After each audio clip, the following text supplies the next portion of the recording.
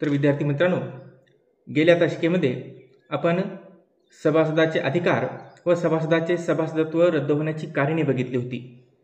या व्हिडिओ लेक्चरमध्ये आपल्याला व्यवस्थापन समिती बघायची आहे। व्यवस्थापन समितीची रचना व व्यवस्थापन समितीचे कार्य। तर त्याआधी व्हिडिओला लाईक केला नसेल तर व्हिडिओला लाईक करून घ्या, चॅनलला सबस्क्राईब करून घ्या, जेणेकरून येणारा नवीन व्हिडिओ तुम्हाला सर्वात आधी बघता येईल।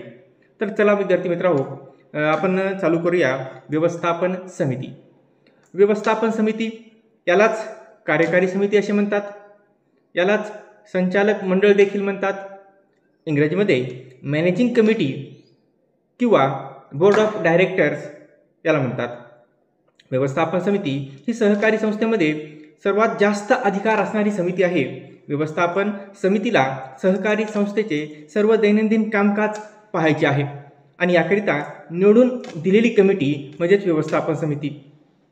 सहकारी संस्थेमध्ये व्यवस्थापन समिती ही अतिशय महत्त्वाचे कार्य करत असते। चला तर बघूया व्यवस्थापन समिती। सहकारी संस्थेमध्ये सभासद हे सर्वात जास्त अधिकार असणारे घटक आहे आणि मग सभासद हे सहकारी संस्थेचे मालक असतात आणि यामुळे सहकारी संस्थेच्या व्यवस्थापनाची जबाबदारी ही सभासदांची असते। मालक या नात्याने मालकाला आपली जबाबदारी पार पाडावी लागते किंवा मालक या नात्याने आपल्या प्रॉपर्टीची, आपल्या मालमत्तेची, आपल्या संस्थेची जबाबदारी ही मालकावरच येते आणि सहकारी संस्थेचे मालक हे सभासद असतात आणि त्यामुळे व्यवस्थापनाची जबाबदारी, सहकारी संस्थेच्या व्यवस्थापनाची जबाबदारी ही सहकारी संस्थेच्या सभासदांची असते। परंतु सर्व सभासद संस्थेच्या दैनंदिन व्यवस्थापनामध्ये सहभाग घेऊ शकत नाहीत। याला काही कारणे आहेत विद्यार्थी मित्रांनो।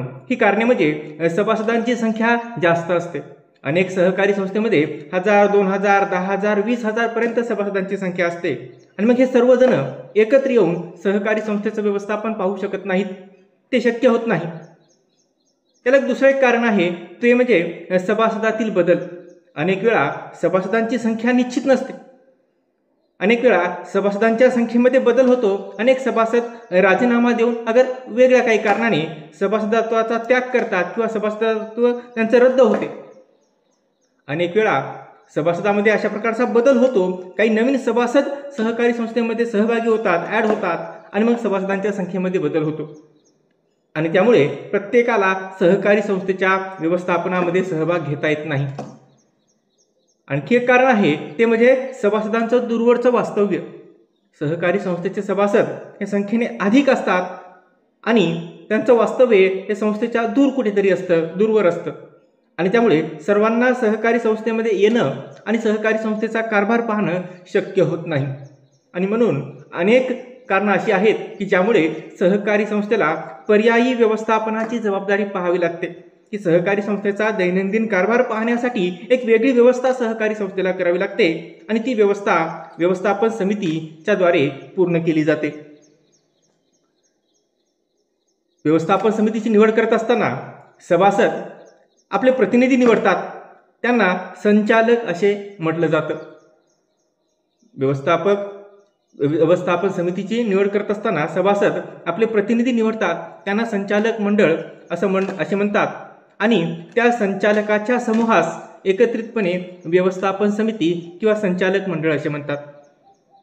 सभासदांनी निवडून दिलेले प्रतिनिधी, त्या प्रतिनिधींचा समूह, या समूहास एकत्रितपणे व्यवस्थापन समिती किंवा संचालक मंडळ किंवा कार्यकारी समिती असे देखील म्हटलं जातं। विद्यार्थी मित्र हो, सहकारी संस्थेच्या व्यवस्थापन समितीची व्याख्या आहे, ती व्याख्या लिहून घ्या।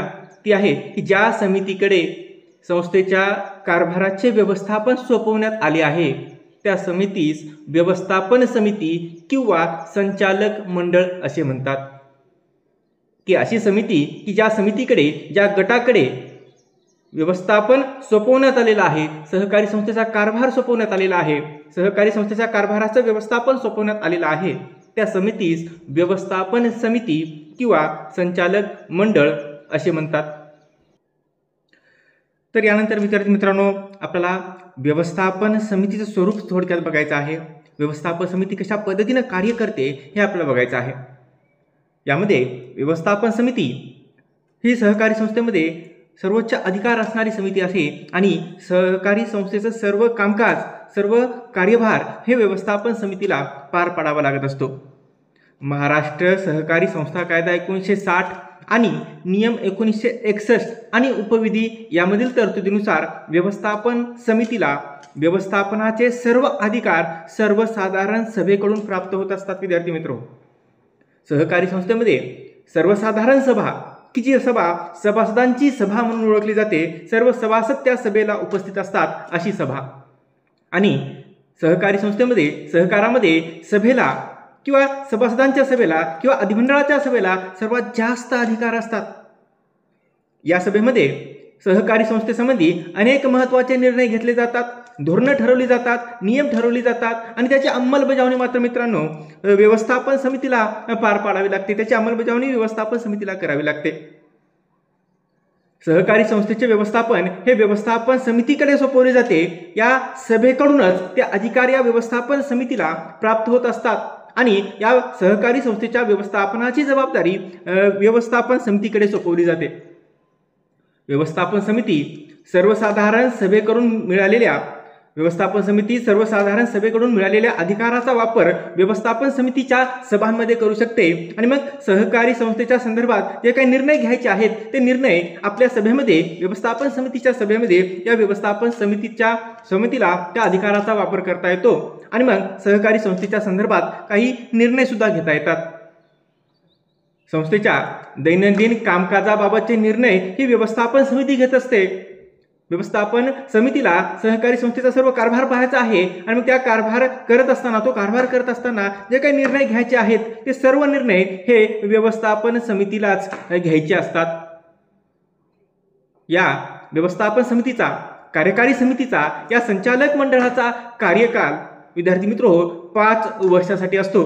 दर 5 वर्षाला निवडणूक होते आणि पुन्हा एकदा नवीन व्यवस्थापन समितीची निवड या निवडणुकीच्या माध्यमातून केली जाते आणि त्यानंतर ती जबाबदारी त्या नवीन व्यवस्थापन समितीकडे सोपवली जाते. अशा पद्धतीनं सहकारी संस्थेमध्ये व्यवस्थापन समिती ही कार्य करत असते. विद्यार्थी मित्र, त्यानंतर या व्यवस्थापन समितीची रचना आपण बघूयात. सहकारी संस्थेमध्ये व्यवस्थापन समिती ही सहकारी संस्थेचा दैनंदिन कामकाज पाहण्यासाठी, दैनंदिन कारभार पाहण्यासाठी निवडून दिलेली, सभासदांनी निवडलेली ती समिती आहे. आणि या व्यवस्थापन समितीमध्ये सदस्य संख्या किती असावी हे संख्या त्या सहकारी संस्थेला निश्चित करावी लागते.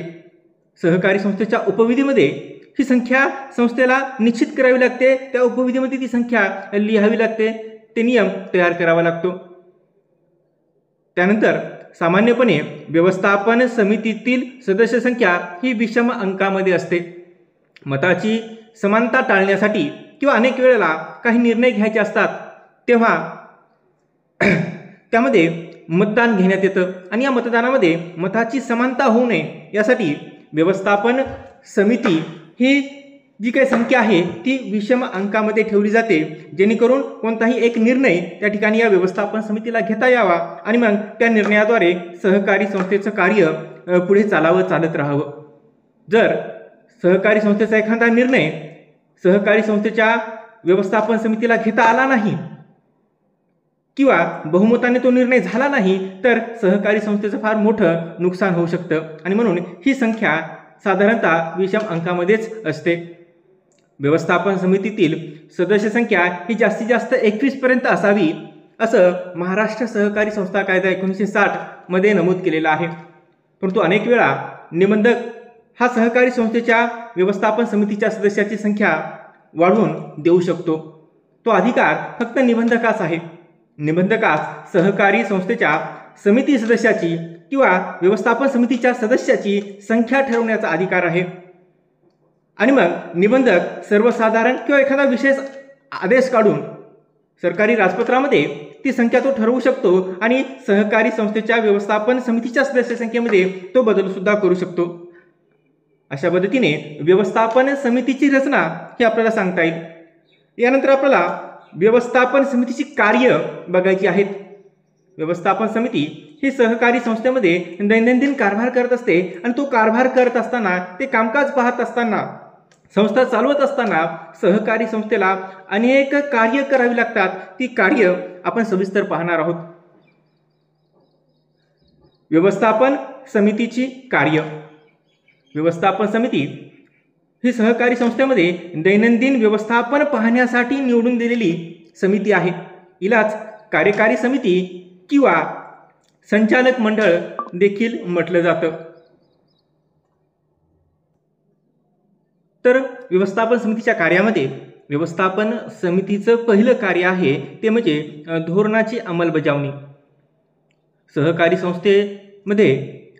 संस्थेच्या सर्वसाधारण सभेमध्ये, सहकारी संस्थेच्या वार्षिक सभेमध्ये अनेक प्रकारची धोरणे ठरवली जातात. सभासद एकत्र येऊन सभेमध्ये ही धोरणे ठरवतात आणि मग त्या धोरणाची अंमलबजावणी करण्याचं काम मात्र व्यवस्थापन समितीला करावं लागतं. अधिमंडळाच्या वार्षिक सभेमध्ये सहकारी संस्थेच्या संचालनाबाबत व इतर बाबतीत काही ध्येय धोरणे ठरवली जातात. या धोरणाची कर्मचाऱ्याच्या मदतीने अंमलबजावणी करण्याचं कार्य व्यवस्थापन समितीला पार पाडावं लागतं. अशा पद्धतीने व्यवस्थापन समिती सहकारी संस्थेमध्ये अनेक महत्त्वाचे धोरणं राबवण्याचं काम कर्मचाऱ्याच्या मदतीनं करत असते. त्यानंतर व्यवस्थापन समितीचं पुढचं कार्य आहे ते म्हणजे सभासदत्वास मान्यता. सहकारी संस्थेच्या कार्यक्षेत्रामधले अनेक पात्र व्यक्ती, अनेक व्यक्ती हे सहकारी संस्थेकडे सभासदत्वासाठी अर्ज करत असतात की त्यांना सुद्धा सहकारी संस्थेच्या सेवांचा लाभ घ्यायचा असतो. सहकारी संस्थेच्या सेवा मिळवायच्या असतात. त्यांना सुद्धा या सहकारी संस्थेच्या माध्यमातून आपल्या समस्या दूर करून आपली गरिबी दूर करायची असते आणि त्यामुळे हे सर्व सहकारी संस्थेकडे सभासदत्वासाठी अर्ज करत असतात.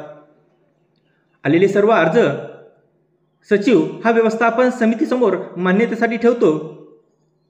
आलेल्या अर्जापैकी जे अर्ज योग्य रीतीने भरलेले असतील, जे व्यक्ती पात्र असतील आणि त्यांनी आवश्यक प्रवेश फी व भागभांडवलाची रक्कम भरलेली असेल, अशा पात्र की जे सभासद होण्यास पात्र आहेत, अशा लोकांची, अशा अर्जाची निवड ही व्यवस्थापन समिती सभासदत्वासाठी करत असते. व्यवस्थापन समिती ही यासाठी एक वेगळी सभा घेऊन चर्चा करून त्या आलेल्या अर्जाचा विचार करून यासंबंधी निर्णय घेत असते. अशा अर्जावर विचार करून त्या सभेमध्ये ठराव मंजूर केला जातो आणि सभासदत्वासाठी जो काही अर्ज आहे तो अर्ज व्यवस्थापन समिती त्या अर्जावर निर्णय घेत असते. एखाद्या व्यक्तीने सहकारी संस्थेकडे सभासदत्वासाठी अर्ज केला तर 3 महिन्याच्या आत त्या संस्थेच्या व्यवस्थापन समितीने त्या अर्जावर विचार करून निर्णय घ्यायला हवा. त्यानंतर तो काही निर्णय व्यवस्थापन समितीने घेतलेला आहे की त्या व्यक्तीच्या सभासदत्वाला मान्यता दिलेली आहे किंवा त्याचं सभासदत्व नाकारण्यात आलेलं आहे, कोणताही निर्णय घेतला असेल तर तो निर्णय सहकारी संस्थेच्या व्यवस्थापन समितीला त्या संबंधित व्यक्तीला 15 दिवसाच्या आत कळवावा लागतो. अशा पद्धतीनं व्यवस्थापन समिती ही सभासदत्वास मान्यता देण्याचं कार्य करत असते. त्यानंतर व्यवस्थापन समितीचं पुढचं कार्य आहे विद्यार्थी मित्रांनो, ते म्हणजे कार्यालयीन कर्मचाऱ्याची नियुक्ती करणे. सहकारी संस्थेमध्ये जे काही दैनंदिन कामकाज चालतं ते कामकाज व्यवस्थितपणे पार पाडण्यासाठी कर्मचाऱ्यांची आवश्यकता असते, सेवक वर्गांची आवश्यकता असते आणि मग यासाठी कर्मचाऱ्याची नियुक्ती करण्याचं काम देखील व्यवस्थापन समितीलाच पार पाडावं लागतं. यासाठी वर्तमानपत्रामध्ये जाहिरात देणे, त्यानंतर अर्ज मागवणे, त्या अर्जाची छाननी करणे, मुलाखतीसाठी त्या व्यक्तींना, त्या उमेदवारांना, त्या विद्यार्थ्यांना मुलाखतीसाठी पत्र पाठवणे, त्यानंतर त्यांची मुलाखत घेणे, त्यामधून त्या काही सेवक वर्गाची निवड करण्याचं काम व्यवस्थापन समितीला पार पाडावं लागतं. त्यानंतर त्यांचं वेतन ठरवण्याचं काम त्यांना करावं लागतं. निवड झालेल्या कर्मचाऱ्याला नियुक्तीपत्र देण्याचं काम आणि त्यांच्या सेवा शर्ती ठरवण्याचं काम देखील व्यवस्थापन समितीला पार पाडावं लागतं. अशा पद्धतीनं कार्यालयामध्ये किंवा सहकारी संस्थेमध्ये जे काही कर्मचारी आहेत, जे काही सेवक वर्ग आहे, त्या सेवक वर्गाची नियुक्ती करण्याचं काम देखील व्यवस्थापन समिती पार पडत असते. त्यानंतर व्यवस्थापन समितीचं पुढचं कार्य आहे ते म्हणजे भाग भांडवलात वाढ. सहकारी संस्थेच्या विकासासाठी, सहकारी संस्थेच्या उन्नतीसाठी, प्रगतीसाठी, सहकारी संस्थेच्या विस्तारासाठी सहकारी संस्थेजवळ पैसा असणे आवश्यक आहे, भांडवल असणे आवश्यक आहे. सहकारी संस्था ज्या काही वस्तू व सेवा तयार करते यासाठी सुद्धा सहकारी संस्थेला पैशाची गरज आहे, भांडवलाची गरज आहे. आणि मग कार्यरत असणाऱ्या सहकारी संस्थेला जेव्हा गरज लागेल तेव्हा भाग भांडवलामध्ये वाढ करणे आवश्यक असते. सहकारी संस्थेला जेव्हा अशा प्रकारच्या भांडवलाची गरज भासेल तेव्हा अधिमंडळाच्या वार्षिक किंवा विशेष सर्वसाधारण सभेमध्ये या भांडवल वाढीच्या संदर्भात ठराव मंजूर केला जातो आणि त्यानंतर तो मंजुरीसाठी निबंधकाकडे पाठवला जातो. जेव्हा भाग भांडवल वाढीच्या संदर्भात निबंधकाची मंजुरी मिळते तेव्हा मात्र सहकारी संस्थेला निबंधकाच्या मान्यतानुसार व्यवस्थापन समिती ही त्या भाग भांडवलामध्ये वाढ करत असते.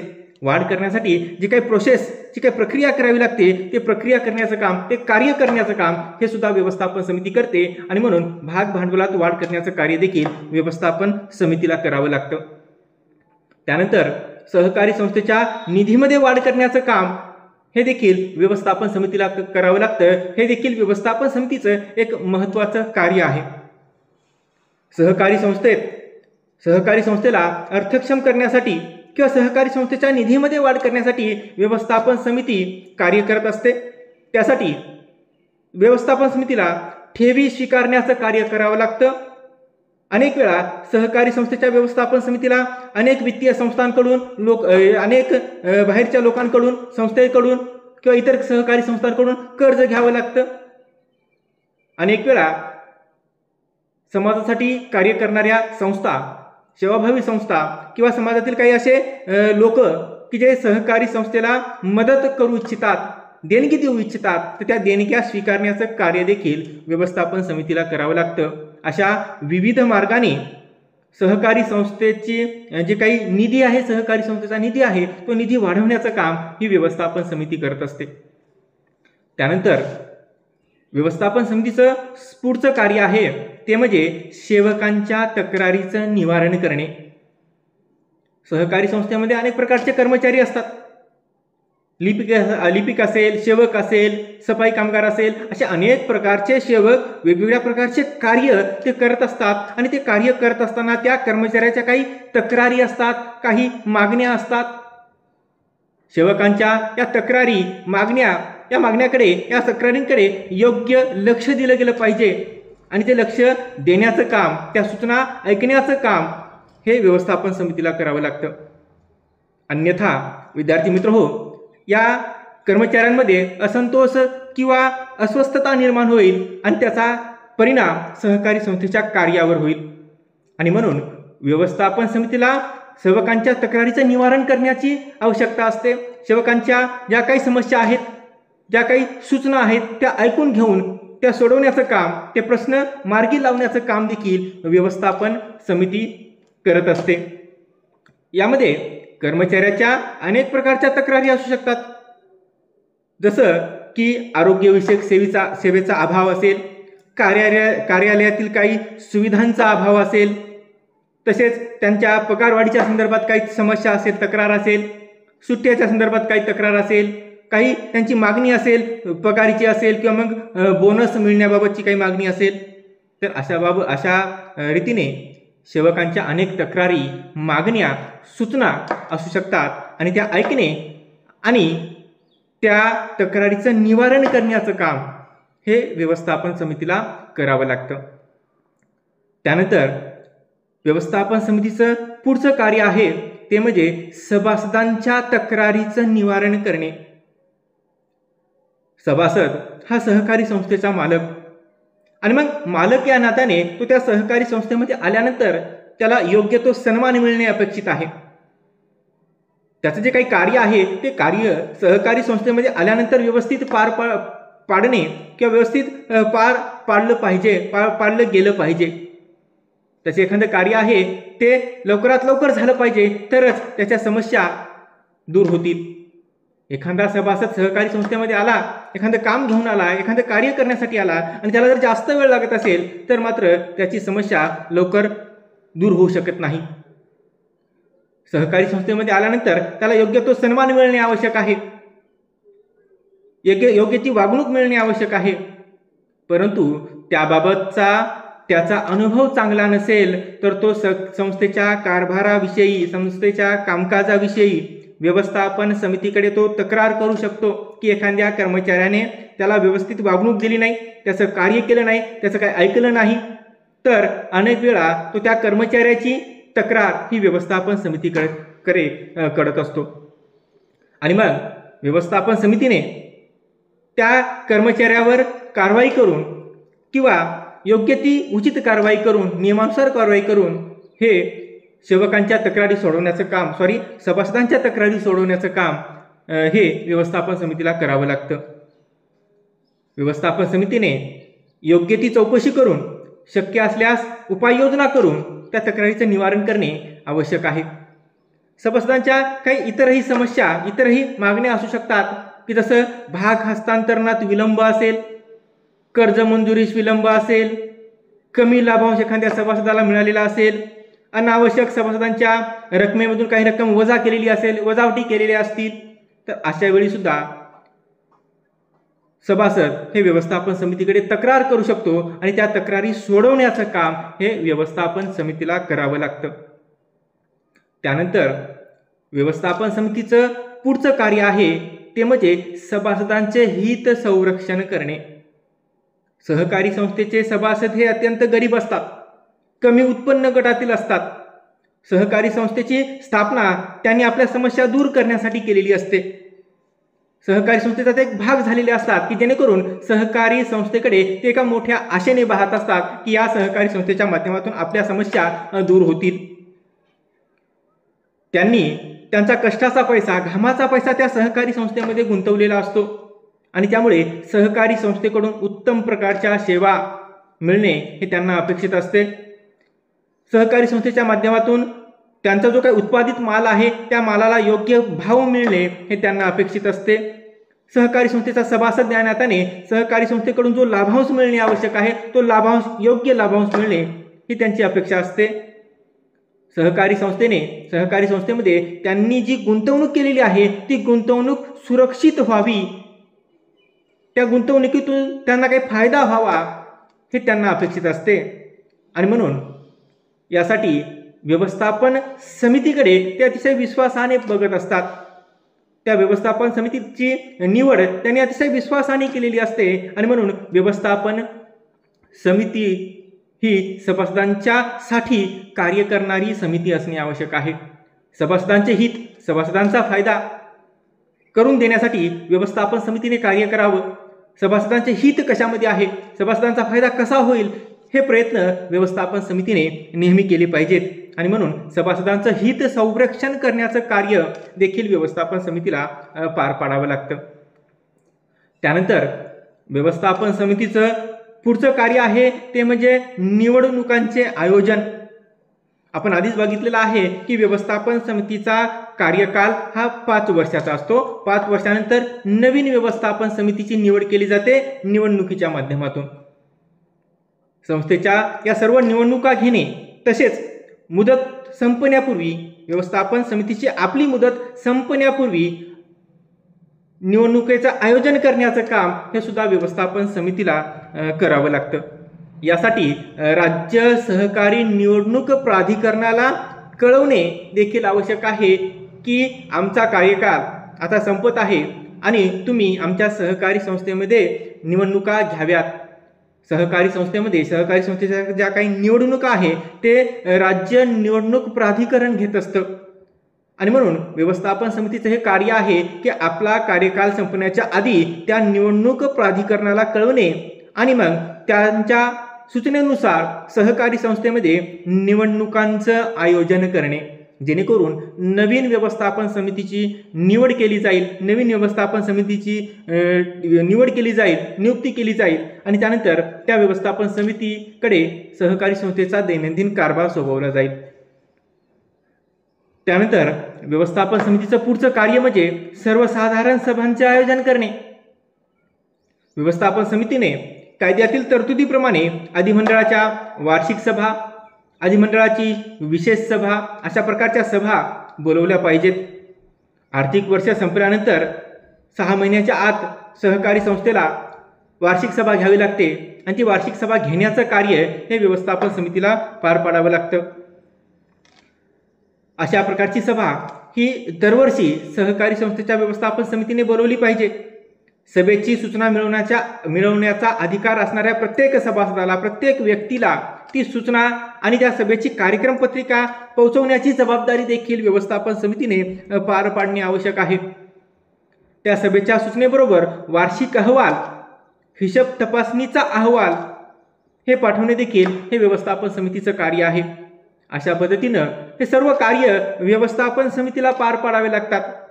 सर्वसाधारण सभेचं आयोजन करून सभासदांना त्या सभेची सूचना व कार्यक्रम पत्रिका पोहोचवण्याची व्यवस्था देखील सर्वसाधारण सभेची जी काही सूचना आहे किंवा जी काही सूचना आहे किंवा कार्यक्रम पत्रिका आहे ती कार्यक्रम पत्रिका व सूचना सभासदांना पोहोचवण्याची व्यवस्था देखील व्यवस्थापन समितीला पार पाडावी लागते.